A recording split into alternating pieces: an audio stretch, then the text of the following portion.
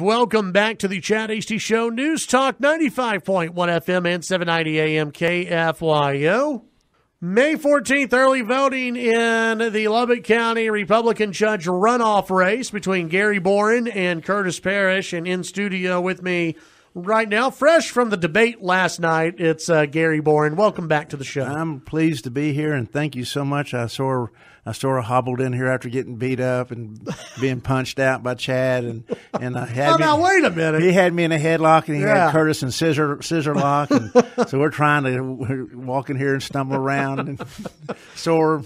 That's all right. Well, I appreciate you coming in today. Let's kind of talk about some of the stuff that was brought up last night in this debate, and I know the AJ covered it. Obviously, we aired it here on KFYO. But that first half of the debate or so was a lot had to do with the judicial versus the administrative side, and this is really where you and your opponent y'all disagree the most is over the judicial side and the administrative side. And this is where I think a lot of listeners and a lot of voters are also trying to decide between the two of you on this. I'll get to a question that I asked you last night, and then I want you to go talk about the judicial side versus the administrative side. How much of the job is truly judicial? That word is way overplayed. It's like one leg on a four-legged stool. And if I had no experience, I had no budget experience, I had no staffing personnel experience, no legislative experience, I would say, and I was a lawyer, I would say judicial is everything, but isn't it strange that our state constitution says any citizen, anybody, you, me, custodial, teacher, businessman, truck driver can be the county judge because of the requirements in the job description. And for my opponent to change the job description that the state constitution gives us, to me, is it tells you a lot about how lawyers, a lot of them, not all of them, but a lot of them try to twist what is fundamental to Texas that was set up to have citizen oversight over the criminal justice system and twist it out and make it something that it's not. Now, just because the current county judge sits down there and that's what he does, and the county commissioners have taken over, and you've seen what a wreck they've done to our city and to our county, and sit there and say to continue that same kind of habit, I think is outrageous. So just a few little stats to remember. Out of 254 counties, or you can say 252 counties, only 33 are county judges. And that was high because generally the average has been 20. And these are elected offices. So the whole state of Texas, in the whole panhandle, there are no attorneys at county judge because it's a citizen's judge. It's a citizen's court. And what's the citizen's court supposed to do? Look after the citizens. Protect you. Our number one duty or responsibility, protect you. We have issues. We got to help Sheriff Rowe. He hasn't been getting the tools he needs.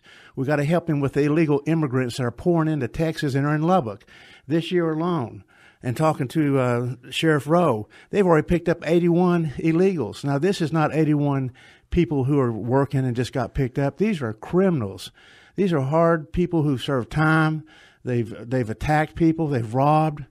And 81. And we need to do something about these illegal aliens, immigrants, what you want to call them. They're from Central America, South America, and Africa. We have to do something about the human trafficking that's going on in Lubbock. We got to do things about drug crimes and property crimes, people knocking in your car and houses. We have to do that, and I know how to do that. I've had experience working with LPD, working with DPS, pretty much my whole career. I'm licensed level 3 DPS security. I understand these things. And so, I'm very focused on what this job is. And this job is being, number one, taking care of the citizens.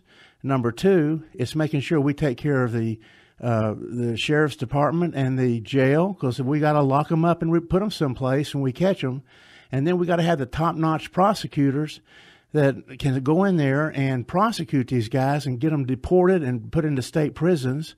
And then we got to take care of the courts. We're a criminal justice system for the state of Texas. My job is to protect you. And I'm going to bust my tail every day to make sure that you're protected. and we're going to work with LPD, DPS, ICE, all these agencies to make sure we protect you. And then we have to take care of roads. Now, how do we take care of roads? The budget at the county is $108 million. That's $9 million a month. $9 million. You can't go out. Now, the county's already committed $7.5 million cash for Loop 88 to buy right-of-way. And they spent $6-7 million for election equipment. There's not much cash left in that budget down there, so we have to look at ways to how we're going to get these roads fixed, these county roads, to get farmers' product to market, to have transportation for our deputies to get down there to get to homes and houses in rural counties. We have the number one traveled road, according to that I've been told by TxDOT, and I've worked with TxDOT on Milwaukee with Tom Martin, Mark McDougall, and Jim Gilbreth. Is the most traveled road right now in Lubbock County is a Woodrow Road by Cooper, the second fastest school district in Texas. Right. We got an issue with us right there by Friendship, roads that got to get fixed. We're putting our children and people at risk. And to play games with people, we need to tell our citizens the facts, give them the true facts, let them have a chance to see the facts and show them ways that we can get there and let them decide. Put the power in the hands of the citizens. That's what I believe in. So when it comes to the facts, let's before we get, because you brought up quite a few things, and we'll get to some of those here on the show. When it comes to, and we just had a text message, someone asking about the cases that do go to the county judge. Are those uncontested cases or are those contested cases? It's set up right now that everything is pretty much procedural. They'll be uncontested. It's for a layman to handle. It was set up that way. If it's contested, it automatically goes to the county courts. It will go to Judge Hayes or Nelson in 2019, right, or Hawker, depending on Judge Hawker, depending on what it is. But these are intentionally, the state set these county judge intentionally restricted and intentionally set it up to just pretty much be procedural. And to sit there and make a whole avenue on procedural things where you have someone come in here and says, no one's contesting it, you stamp it and go. If it's contested, it's referred. And to sit there and try to say, I'll do that, all they're looking for, folks, is a job. And it's a big job. And they don't have to sit there and get involved in taking care of your problems. They can throw that to the county commissioners and say, fight all day. Last night, you brought up, if you're paying attention, and I don't want to give you, I don't want to quote you. I don't have it line by line. Sure, here. That's fine. But last night, you basically said that if you're spending 75% of your time on the judicial side of it, then you're ignoring the citizens. You're ignoring the roads, the budget. You're ignoring all of this. Do you think that's what's been going on right now over at the county commissioner's court? And do you think that's what your opponent would be doing? Yes, I do. I think it's happening now. You see what we have now. And in other counties, you have strong leaders of county judges to speak out for the citizens, to speak out when you have illegal immigrants, illegal aliens that are breaking the law and are repeat offenders, to speak out on human trafficking, to speak out on drug busts and things. I've ridden with the sheriff's office and DPS and LPD and watched them do drug busts with SWAT teams. I've been there. I watch. And I'm not going to put those guys at risk. I'm going to give them the best armor, the best equipment, the best guns and bullets, anything they need to do to take down these criminals out of our area. If it means bust them all the way back to where they come from, do it. I'm there with you, and I believe that it's derelict, and it's not conservative. It's very liberal and lazy to sit there and say, I'm not going to get involved in the citizens' business. Well, you don't have to. If you follow that line of logic, 75% and 25%, you don't have time to do anything maybe but post a meeting. You got to get in there and you got to talk to vendors. You got to get in there and talk to contractors. You got to prepare RFP for bids. You got to work with the private sector. You got to look at your cash flow. You got to look at, and I've had all this experience in government budgets from $500 million to less than $100 million. My opponent has zero experience. Zero. It'd be like a guy in junior high going out to an NBA team and say, I want to be your point guard. And I can do it. No, you need to prove what you can do. No, there's no record. And what's the biggest complaint you hear in Lubbock? People run for office and they say, I want to do A and B and C. I'm conservative, and I'm going to make sure this doesn't happen, and we all nod our heads and we trust them. And guess what happens? They get elected, and you say, wow, what happened? They're not doing what they say. You know why? Because they've never been there before, and when the forces of the other side hit them, the lobbyists, the pro-spenders, you know, the government people that say, oh, you're beautiful, you're so smart, you know, you could run for governor. Their head gets puffed up and they start listening to that other voice instead of the citizens. I've knocked on doors. I've been to groups and talked to groups of people. And people are fed up, Chad. They're fed up with what's going on, and they want change. And I have the experience to bring that change. And I'm not going to let this sidekick of Judicial throw the monkey wrench into the citizens of Lubbock when we're supposed to be a dynamic county for the whole state of Texas. We're going to go ahead and take our break. When we come back, we'll continue our conversation with Gary Boren, candidate for Lubbock County Judge. Remember, early voting begins on May 14th, Election Day on May 22nd. We'll be right back. We continue our conversation with Gary Boren here in studio. And Gary, another part of last night, and we're getting some people who are asking questions about this and some other issues from last night. Your opponent tied you to the Coliseum Auditorium and the deferred maintenance on the Auditorium Coliseum, even though that vote in 2004 had nothing to do with the Coliseum, had to do with the Auditorium and Civic Center, but tied you to that. And then also at one point, and again, not word for word quote here, but tied you to an increase in debt in Lubbock during your time at City Hall. So I want you to respond to that. Totally amazed because I explained in 2004 we just come off LP&L being in the hole $2 million. We exposed that.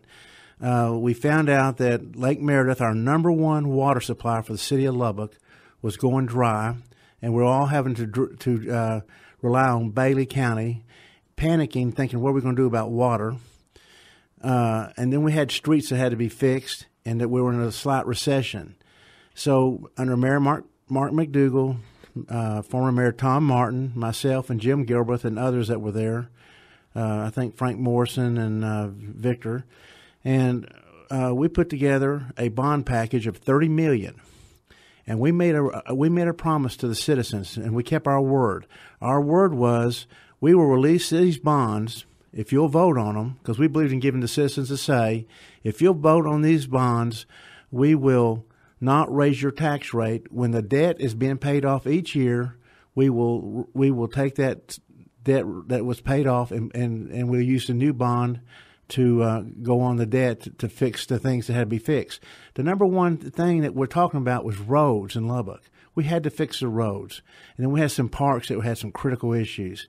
And the Auditorium Civic Center was like fourth or fifth on the scale. There was a dog shelter. We had to have a new animal shelter. And the citizens trusted us because we gave our word. We had told them the truth. We showed them everything going on. And they took our word, and we honored our word. And no one did anything more than what we said we'd do. The debt that went up, we found out we were out of water. What would you do, Chad? What would you do? Anyone? You're going to go find water for Lubbock real quick. And we went up to Amarillo, Cremwa. We're part of a participating city. And we said, Boone Pickens has water. We got to buy it. And we went to Roberts County, and we started buying every bit of water we could. And we started investing in infrastructure to go out to Roberts County, which is to the north and east of Amarillo, and start harvesting, drilling wells. They have water galore there, getting those wells drilled and fixing the infrastructure like a straw from there to our main line to get water to Lubbock. We had to double up on Bailey County. This took a lot of money to do that. And that's when the debt, that's what we call good debt, because it's something that we built up a close to 100-year water supply. That's our mission. It's not beautiful, but it's the reason you exist. Our police force was depleted. We started the 2 per 1,000 population. We didn't have enough officers in Lubbock, and had to do a massive hiring to get officers on the streets to protect our citizens. We were having crime break out everywhere, and so we had to do budget money for that. So to say things like that is untrue. If you want to look at bad debt at the city of Lubbock, you look at where they use COs. Those are things you don't get to vote on, like the Citizens Tower, right, and those things. Anything we ever did, we put in the hands of our boss, you, the citizen. We didn't go out there and say, we're smarter than you are, you're stupid, you're dumb, you don't get it. No, we trusted you. We told you the facts. You believe the facts. We had 3 elections in 4 years, Chad. 3. And the first one passed over 66%, the second one 60%, and the third one over 82%. So I'd say that's a pretty good record for being truthful with people. Let me ask you about this, because we've had some listeners who have asked about it. This is the bond election that you've talked about wanting for the county, if elected. You've also talked about keeping taxes low. How do we keep taxes low but also have a bond election for county roads, and why is that a good idea? Basically, the way that works is you don't just take one part of the county and say, we're going to take care of this part, and north and east and west, forget you. Warford has some critical needs. Their community is just like Woodrow and Lubbock Cooper has boomed and grown and outgrown the school. They got terrible infrastructure school needs at the roads that the county's got to help in.